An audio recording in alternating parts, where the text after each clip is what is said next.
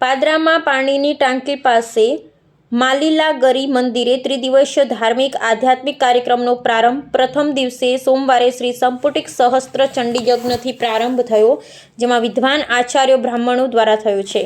બીજા દિવસે મંગળવારે ગુજરાતભરમાંથી સંતોની પધરામણી, સવારે 11 કલાકે તેમના સામૈયા આશીર્વાદ થશે।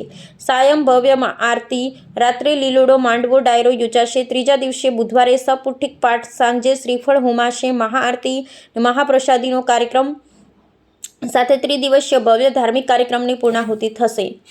સમગ્ર કાર્યક્રમ માલીલાગરી માતાની પ્રેરણાથી મંદિરના શ્રદ્ધેય બ્રહ્મલીન પૂજ્ય રામજી દાદાના સૂક્ષ્મ આશીર્વાદથી ભુવાશ્રી લાલજીભાઈ વાલજીભાઈ રબારી અને લીલાગરી પરિવાર દ્વારા સુંદર ભવ્ય દિવ્ય ત્રિદિવસીય કાર્યક્રમ શરૂ થયો છે, જેમાં પાદરા સહિત વડોદરા જિલ્લા સહિત આજુબાજુના ગામોમાંથી સેંકડો ભક્તોની ઉપસ્થિતિમાં યોજાઈ રહ્યો છે, જેમાં દર્શન માટે સૌ ભક્તોને મંદિર પરિવાર તથા સમસ્ત મકોણા પરિવાર તરફથી આમંત્રણ પાઠવેલ છે। માતૃરક્ષા ન્યૂઝ ગોપાલ ચાવડા।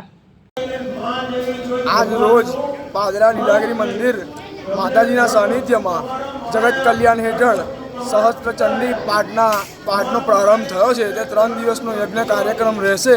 तेथी पादरा तालुकानी तमामे तमाम भाविक भक्तोने तथा अन्य मां लीलागिरी परिवार तरफथी बुआजी तरफथी भावभर्યું आमंत्रण छे।